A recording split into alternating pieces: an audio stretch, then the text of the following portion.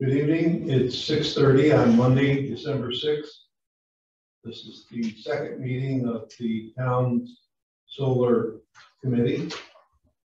Tonight's meeting will focus on the amendments that were requested and made from our previous meeting and posted on the town's website last Wednesday, the 1st of December. I'm going to summarize for those in the audience. We have Doug Beats from the planning board, Kim Boyd, I'm going to say Bauer, Kim Boyd from the conservation board, Jody Phoenix from the zoning board of appeals, Al Adams from the Ag Advisory Committee, and Dan Del Fiore from the town's code enforcement office. Also joining us online tonight is Nate Bowerman, I believe, from the town board. The second version of the draft solar local law includes the following amendments. Pages 1 through 3 are terms and definitions that have been added to Article 2, Sections 9 and 10 of Chapter 165. This added 2 new sections to the draft local law. As a result, in the remaining sections of the previous draft have been adjusted. The terms added included the term zoning inspector, which is previously only said zoning enforcement officer. And since we have a zoning inspector, we felt it was important to include that term in this amendment. The other thing that we have done is define the definition for large-scale roof-mounted solar PV systems and specify that at this time these types of solar systems are not allowed in any zoning district. To introduce this at this time would violate the purpose for enacting the current moratorium and developing additional land use regulations, which was created to develop additional large-scale ground-mounted solar PV systems.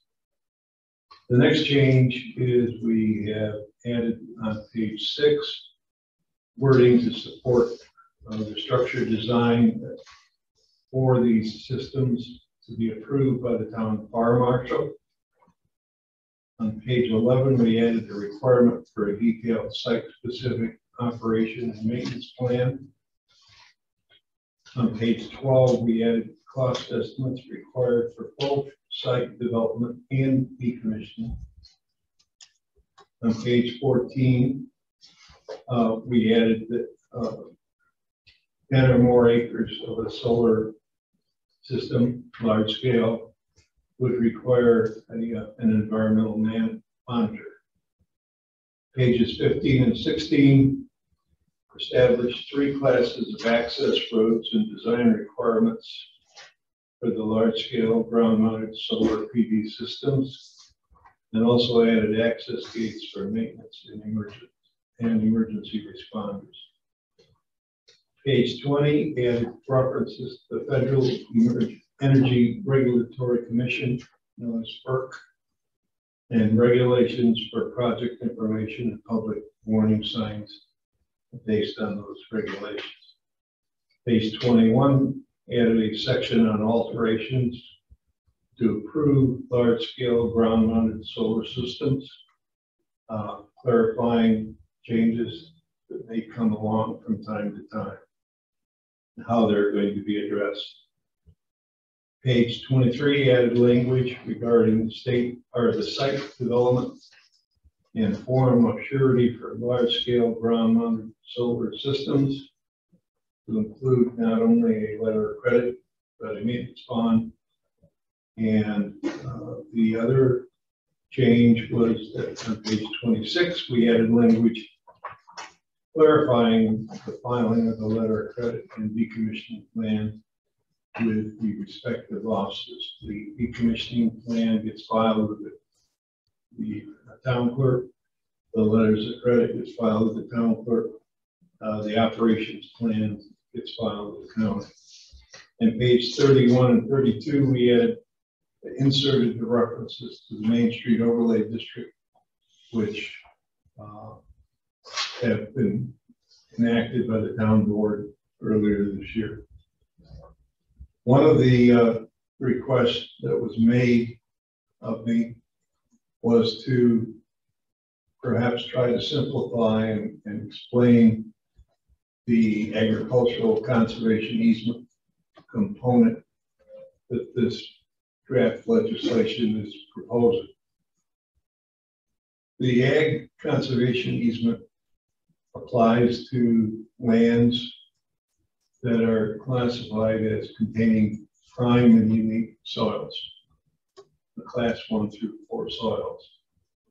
If a solar company wants to put a large scale solar system on one of those classes of land and they can't provide any other alternative land use, then the regulations as drafted would require the solar company to seek out a conservation easement with an adjacent neighbor having lands that have been identified in the town's agricultural and farmland protection plan as being a strategic farmland parcel, and have an equal number of acres set aside under a conservation easement with that neighboring landowner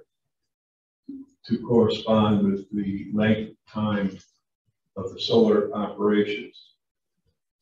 What this does, in effect, is two things. One, it tends to prevent the concentration of solar arrays in one area. And secondly, it protects, to the extent greater than what is now available, protection of these viable agricultural soils, the class 1 through 4 soils, of a scale comparable to those 1 through 4 soils that are being used by a solar company. That is a very simple explanation of the conservation easement, but that is something that was asked. Now, I also had another inquiry email from someone who wanted to know, with the security fence around the solar arrays, would a animal, in particular a deer, be able to get out of the enclosed area if it somehow got in it? And I've talked with a couple of people who have dealt with this, and they're from this. One was from a solar company, and the other was from another municipality where they have solar regulations. They both say that there is not a concern to the animal. The deer could continue to exist within the confines of the solar farm enclosure for some time, and most likely, if it got in, it could get out if it wanted to. So they don't see that as an issue of concern that we need somehow to address a separate gate for deer to move in and out of on these solar farms.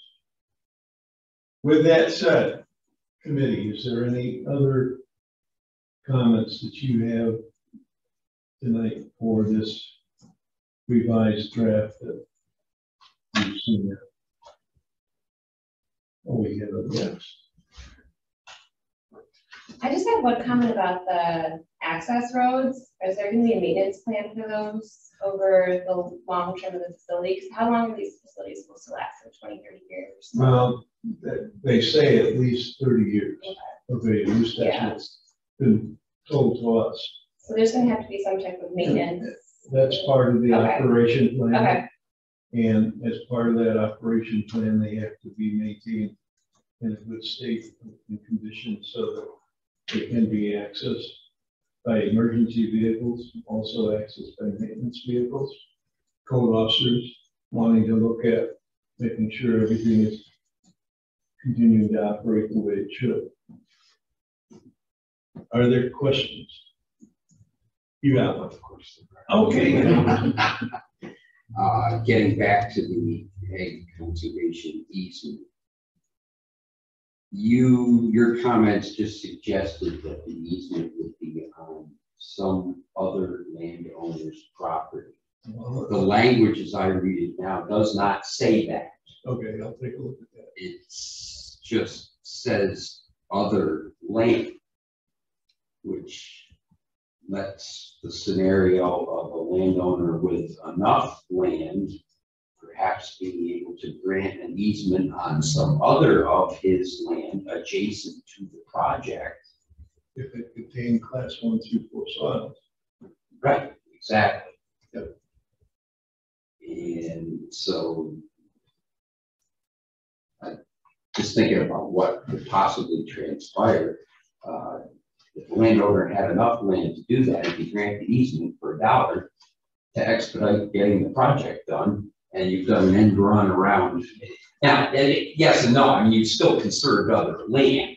Right. And if we are comfortable with that, then you've accomplished the objective. But there's all sorts of scenarios I can think of that, you know, where it's not quite the way you portrayed it, then, you know. Well, it's a complex process. We're looking for the opportunity for an adjacent landowner having class 1 through 4 soils to receive income through the conservation easement.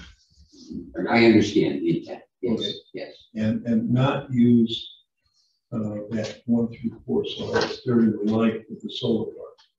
Now, right. Going back to your scenario, if there's a large parcel of land and it contains 1 through 4 soils, but it also contains the other classes of soil, then it's up to the solar company to prove why they can't use that other class of soil. So it's not just open-ended that they get to use the 1 through 4 soil and then for $1 give themselves a break.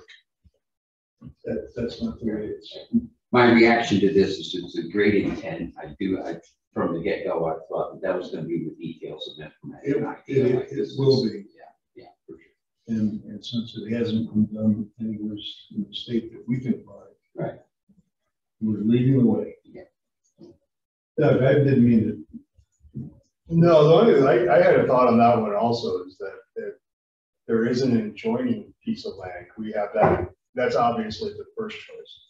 But could we also allow a second choice where they, you know, purchase development right or an easement for other lands that like the adjoining land does not have that soil?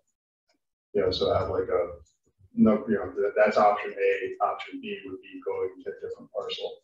Yeah, if that was the case. You know, maybe the word adjoining is too constrictive. What we're looking for and what we have in the farmland protection plan is a map that shows the strategic farmlands that were identified at that time. And there are several of those lands in the rural areas where the concern is protecting the agricultural resource base. So whether it's right next door or half a mile down the road, it's within the same geographical area. All right. See, I was thinking that as the language specifically says on another lot / parcel. Doesn't say adjoining, doesn't say adjacent, right? Just another. Oh, okay. And in this town, realistically, that's probably what you do want because we have a lot of non-contiguous farmland. Exactly. Okay. All right. Okay. Yep. Good. How about you, Kim? Anything you want? No questions. Did we answer? We're all set with you? I'm good, yeah, for the maintenance question. Okay. We went with Al. Dan, do you have, I mean, we've worked through I was this? going to say, we've worked through a lot, so I'm good at this point. Okay. Is there anyone online? Mary's on one. Just Mary? Hi, Mary Neal. Hi, Ron. Do you have any questions on this solar? No, I don't. Not at this point. You're just checking on me, make sure I'm behaving, I know. Yep, I am. Well, good to hear from you. I appreciate your calling in. All right. With that said, we will post the minutes of tonight's meeting. I do not see a need for another meeting. I think that it's time to get this wrapped up and sent on to the town board for them to receive and understand, and then to move forward with the formal adoption process. So as we complete everything necessary within the time frame remaining under the current moratorium, which is to expire on February 10th. Once again, the game plan is to submit this draft local law to the town board this month, and then the town board submit it to the county planning board for their review. And that would be at their second meeting in January, which I think was like the 12th. And then the, I'll just verify that real quick.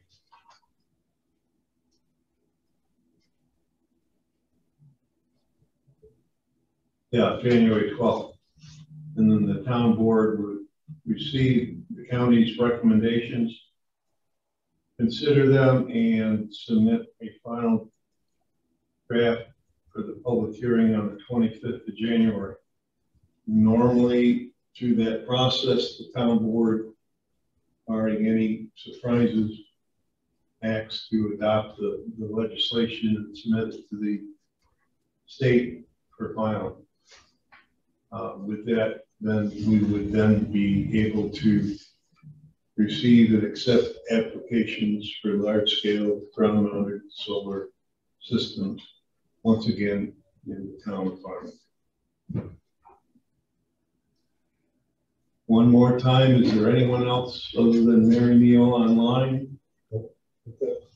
Okay. With that, I recommend that we adjourn.